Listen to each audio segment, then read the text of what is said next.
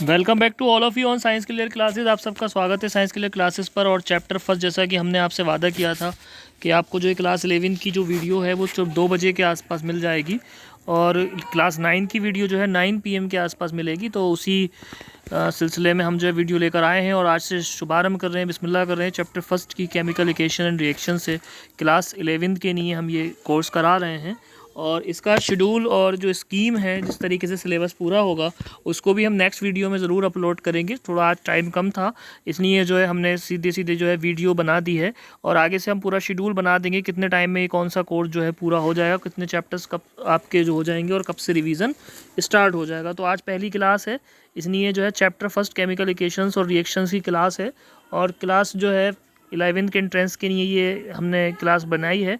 और AMU JMI और BHU entrances के जो बच्चे हैं और जो साइंस बेटर तरीके से पढ़ना चाहते हैं, वो चैनल को ज़रूर सब्सक्राइब और शेयर करें। हम चैप्टर फर्स्ट में हैं, केमिकल रिएक्शंस एंड इक्वेशन की बात कर रहे हैं।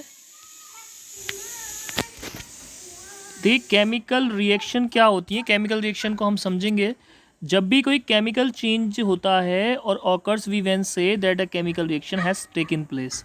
जब भी कोई केमिकल चेंजेस होंगे, जैसे चेंजेस जो होते हैं दो तरह के होते हैं। कितने तरह के होते हैं चेंजेस? दो तरह के। एक होते हैं फिजिकल चेंजेस और एक होते हैं केमिकल चेंजेस। तो केमिकल चेंजेस का जो तरीका है दिखाने का, उसी के तरीके को दिखाने को क्या कहते हैं? केमिकल रिएक्शन कहते हैं। क्या कहते हैं? केमिकल रिएक्शन कहते हैं। इसको कहते हैं केमिकल रिएक्शन।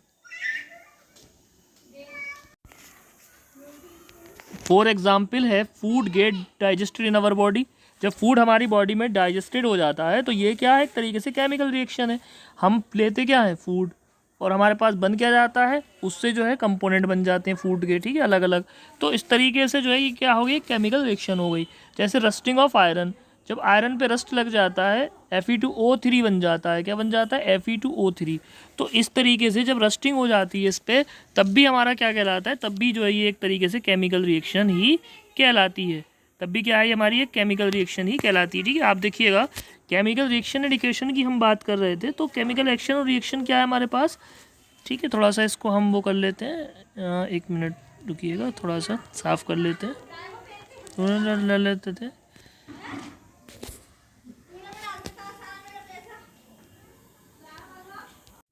उसके बाद दूसरा है केमिकल इक्वेशन। केमिकल इक्वेशन का मतलब होता है chemical reaction can be express सिंबलिकली by using chemical equation.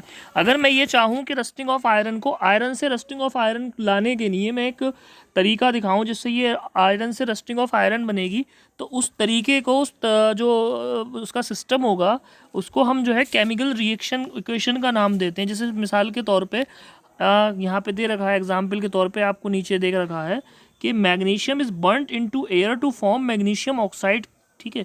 यानी मैग्नीशियम क्या होती है? पहले बर्न होती है, और बर्न काय में होती है? जाहिर सी बात है O2 के अंदर। तो जब बर्न होगी तो फिर क्या बन जाएगा? आपका MgO बन जाएगा। क्या बन जाएगा? और भी एग्जाम्पल ले सकते हैं हम इसके, और भी एग्जाम्पल्स हैं इसके जो हम ले लेंगे यहाँ पे।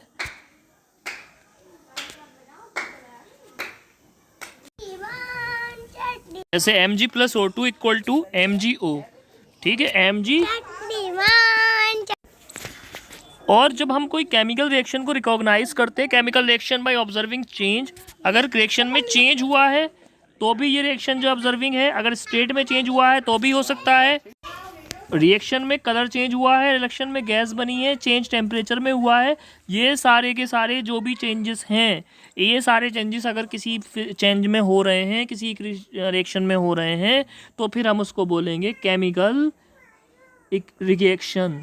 क्या बोलेंगे उसको हम? या फिर हम बोल सकते हैं कि वो एक केमिकल चेंज है, ठीक है। जैसे कि फॉर एग्जांपल हमने यहाँ पे दे रखा है, physical state of the reactant and the products are mention to make chemical reaction for informative. जैसे आप कह रहे हैं यहाँ पर, physical state of the reactant and the products are the mention to make chemical reaction more informative. We use G for gas, L for liquid, S for solid. जैसे अगर हम ये रिएक्शन लिखेंगे, आपको हम दिखा रहे हैं लिख के, मान लीजिए हम लिखें Mg plus O2 equal to MgO। ठीक है, तो ये ज़्यादा इन्फॉर्मेटिव जब हो जाएगी जब हम यहाँ पे S दें सॉलिड के लिए, यहाँ पर जो है गैस के लिए G दें, और MgO जो है सॉलिड के लिए S दें, तो फिर ये ज़्यादा इन्फॉर्मेटिव रिएक्शन हो जाएगी। ठीक है, तो उस तरह से जैसे और भी इसके हम एग्जाम्पल ले सकते हैं। एग्जाम्पल ये हो सकते हैं इसके H2 plus Cl2 equal to 2HCl। ठीक है, तो 2 अगर H2 क्या होगी, यहाँ गैस होगी, Cl2 क्या होगी, यहाँ गैस होगी, और ये फिर क्या हो जाएगा, लिक्विड हो जाएगा। तो रिएक्शन जो हो जाएगी बहुत ज़्यादा इन्फॉर्मेटिव हो जाएगी और अच्छे तरीके से हम उसको फिर बता सकते हैं। अब दूसरा क्वेश्चन आता है, मिसाल के तौर पर आपने क्या लिखा है, आपने लिखा कि H आपको सीधे सीधे बता दिया, आपको बता दिया H2 और आपको बता दिया Cl2 और आपने लिख दिया HCl। तो आपको ये तो पता है कि HCl यहाँ पे फॉर्म हुआ है, लेकिन आपको ये नहीं पता कि यहाँ तो हाइड्रोजन 2 है और यहाँ हाइड्रोजन 1 है, यहाँ Cl कितने 2 हैं, यहाँ Cl कितना 1 है। तो 2 यहाँ पर हमें किस चीज़ की ज़रूरत पड़ेगी हमारे लिए केमिकल रिएक्शन होने के लिए, बैटर के एक केमिकल रिएक्शन के लिए किस चीज़ की ज़रूरत पड़ती है, ज़रूरत पड़ती है कि आपके पास में जो एटम्स के नंबर हों वो लेफ़्ट साइड में और राइट साइड में दोनों में क्या होना चाहिए, इक्वल होना चाहिए।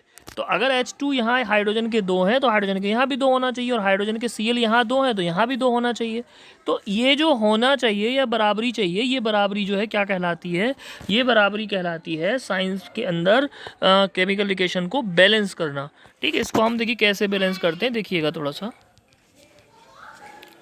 ठीक है, तो अभी अगर हम यहाँ पर H2Cl कर रहे हैं Cl2, तो ये फिर कंपाउंड नहीं बन रहा है, तो ये गलत हो रहा है फिर। तो अब हम क्या करेंगे, हम कर सकते हैं, हम यहाँ 2 लगा देंगे। क्या करेंगे, क्योंकि जो 2 है हाइड्रोजन भी है और 2 जो है क्लोरीन भी है। तो बैलेंस का मतलब आप यहाँ से देखेंगे रिएक्शन में आपको दिखाई देगा, बैलेंस का मतलब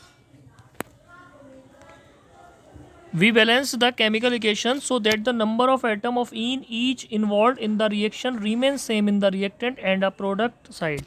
ठीक है, दिख गया होगा आपको कि हम जो है केमिकल इक्वेशंस को इसलिए बैलेंस करते हैं ताकि नंबर ऑफ एटम जो है ईच एलिमेंट जो इन्वॉल्व हुआ है रिएक्शन में वो सेम हो जाए रिएक्टेंट में भी और प्रोडक्ट साइड में भी। तो फिर ये जो है एक हमारी अच्छी सी बैलेंसिंग इक्वेशन बन जाएगी। और इसका हम एग्जाम्पल यहाँ ये भी ले सकते हैं, Fe plus H2O equal to Fe2 plus H2O। अगर हम इसको देखेंगे ध्यान से तो देखेंगे कि हमारे पास Fe के पास 1 है और यहाँ पे क्या है 2 हैं। यहाँ पे हाइड्रोजन के कितने हैं, यहाँ पे 2 हैं, यहाँ भी 2 हैं, लेकिन ऑक्सीजन के कितने, यहाँ 3 हो गए। तो हम इसे जब बैलेंस करेंगे तो इस तरीके से नीचे हमारे पास देखिए बैलेंस दिखाई गई है रिएक्शन 3Fe, यानी Fe के पास कितने 3 है, तो इधर कितने हैं, फिर ये 2 हैं। ठीक है, इधर कितने हैं हाइड्रोजन के, इधर है 8, हाइड्रोजन के इधर भी 8 है। तो हमें एक रिएक्शन क्या चाहिए होती है, एक बैलेंस रिएक्शन चाहिए होती है। मैं आपको एक बैलेंस रिएक्शन लिख के दिखा रहा हूँ, Mg प्लस Cl2 तो इक्वल टू हो जाता है MgCl2। ठीक है, ये एक बैलेंस रिएक्शन है, Mg plus Cl2 equal to MgCl2। तो यहाँ पर जो है बैलेंसिंग किस बात से, क्योंकि Mg के जितने इधर है इतने इधर हैं, जितने Cl के इधर है इतने Cl के इधर हैं। तो इस तरीके से कोई भी रिएक्शन अगर ऐसी है तो फिर हम उसे कहेंगे कि वो बैलेंस रिएक्शन है। तो इस टॉपिक तक हमने जो चीज़ें समझी हैं उन्हें हम थोड़ा सम अप करेंगे।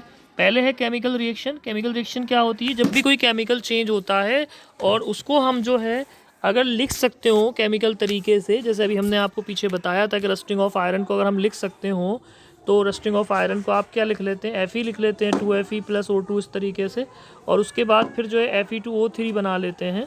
तो ये एक तरीका है कि वो आप केमिकल रिएक्शन को दिख रहे हो। उसके बाद दूसरी चीज़ यहाँ पर ये आती है कि केमिकल इक्वेशन, उसी का एक जो कह सकते हैं स्केलेटन तरीका होता है रिएक्शन लिखने का, उसे आप क्या कहते हैं, उसे कहते हैं आप केमिकल रिएक्शन। ठीक, इक्वेशन क्या कहते हैं उसको कहते हैं केमिकल इक्वेशन। तो इसका एक जो स्केलेटल तरीका है वो है केमिकल इक्वेशन। तो chemical reaction that can be express symbolically by the chemical equation. ठीक है, जैसे फॉर मैग्नीशियम को अगर बर्न करें air to make oxide can be represented as, तो Mg plus O2 equal to MgO। ठीक है, इक्वल टू MgO। अगर मैग्नीशियम के यहाँ पर 1 है तो यहाँ भी 1 है, अगर ऑक्सीजन के यहाँ पे 2 हैं तो ऑक्सीजन के यहाँ पर 1 है। ठीक है, सॉरी ये जो हैगा 1 है। तो यहाँ पर जो है ये रिएक्शन जो है बैलेंस नहीं दिखाई दे रही। हमें क्या करना होता है, हमें रिएक्शन को बैलेंस करना होता है। ठीक है, तो हम रिएक्शन को जब बैलेंस करेंगे तो उसको इस तरीके से बैलेंस कर देंगे कि आपके जो एटम्स के नंबर हैं वो सेम होना चाहिए बिल्कुल। दूसरी बात जो हमने यहाँ से समअप की है वो ये है कि जब हम किसी भी केमिकल रिएक्शन को करा रहे होते हैं तो उसमें कुछ चेंजेस हो सकते हैं, जैसे स्टेट चेंज हो सकती है। अगर स्टेट चेंज की बात करें तो देखिए H2 आपने लिया था, Cl2 आपने लिया था, दोनों गैसेस थी और बना के क्या बना लिया आपने, ये लिक्विड बना लिया आपने। तो ये गैस स्टेट का चेंज हो गया, ठीक है।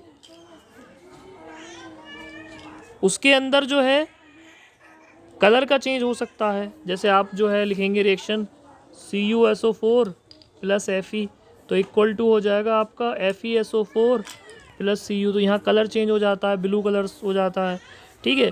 दूसरी बात है चेंज हो जाता है, टेम्परेचर में चेंज हो सकता है। चेंज में टेम्परेचर होता है, कहीं वो गर्म हो सकता है, कहीं वो ठंडा हो सकता है। फॉर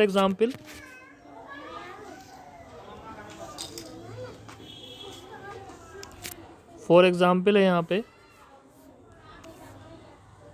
Ca प्लस H2O, तो ये क्या बन जाएगा CaOH होल ट्वाइस, तो ये ठंडा होता है यहाँ पर, कूल होता है यहाँ पे, और यहाँ पर क्या होता है हॉट हो जाता है। तो इस तरीके से भी चेंजेस हो सकते हैं, ठीक है। नेक्स्ट टॉपिक लेंगे कि इक्वेशन को बैलेंस करना। बैलेंस क्यों करेंगे इक्वेशन, क्योंकि दोनों तरफ जो एटॉमिक जो एलिमेंट्स इन्वॉल्व हो रहे हैं उनके जो एटॉमिक नंबर हैं वो दोनों साइड से कैसे होना चाहिए, दोनों साइड से कैसे होना चाहिए, वो इक्वल होना चाहिए। अगर इधर 2 एटम है तो उधर भी 2 एटम होना चाहिए, अगर इधर 3 एटम है तो उधर भी 3 एटम होना चाहिए। यानी एटॉमिक नंबर जो हो रहे हैं वो दोनों तरफ बराबर होना चाहिए। जैसे अभी मैंने एग्जाम्पल के तौर पर आपसे दिखाया था H2 plus Cl2 equal to 2HCl, यानी जितने एटम इधर हैं इतने ही एटम इधर होंगे तो फिर वो इक्वल हो जाएगी। तो एमयू में जब क्वेश्चंस आएंगे तो इस तरीके से पूछा जा सकता है इसमें क्वेश्चन कि which of the following is a balanced reaction, ठीक है। तो बैलेंस रिएक्शन दिखाने के लिए आपको क्या करना पड़ेगा कि आपको ये देखना पड़ेगा कि जो एलिमेंट इन्वॉल्व हो रहे हैं उनके जो एटॉमिक नंबर्स हैं वो एटॉमिक नंबर यहाँ पर दोनों साइड में रिएक्टेंट में और प्रोडक्ट में सेम है या नहीं है। थोड़ा सा इसमें ये भी बताना है आपको, मैं आपको बता देता हूँ। जब हम कोई रिएक्शन लिखते हैं, जैसे हमने रिएक्शन लिखी है आपकी H2 plus Cl2 equal to 2HCl, तो इधर के मटेरियल जो है वो रिएक्टेंट कहलाता है और जो इधर का मटेरियल है वो प्रोडक्ट कहलाता है। ये प्रोडक्ट है और ये रिएक्टेंट है। तो ये दोनों चीज़ें जो दिखाई दे रही हैं आपको, रिएक्टेंट और प्रोडक्ट वाली चीज़ें जो हैं आपको जो दिखाई दे रही हैं, ये जो दोनों चीज़ें आपके अंदर जो है क्या करेंगी, आपकी रिएक्शन को जो है बैलेंस करेंगी। क्या करेंगी आपकी रिएक्शन को, ये आपकी रिएक्शन को जो है बैलेंस करेंगी और बैलेंस करके जो है इस तरीके से कंप्लीट रिएक्शन यहाँ पर हो जाएगी। तो उम्मीद करते हैं ये जो वीडियो है जहाँ पर आपने जो केमिकल रिएक्शन और रिएक्शन को फर्स्ट लेकर आए हैं, इसका जो सेकंड पार्ट जो है कल 2 बजे के बाद आपको जो है वीडियो मिल जाएगा, अपलोड कर दिया जाएगा। तो उम्मीद करते हैं ये सेशन आपको बहुत पसंद आया होगा और बहुत लिमिटेड सेशन था। आगे आने वाले सेशन थोड़े बड़े भी होंगे और इसी पे कुछ क्वेश्चन भी हैं जो देख लेते हैं ताकि आपकी जो थोड़ी तैयारी है वो पता लग जाए।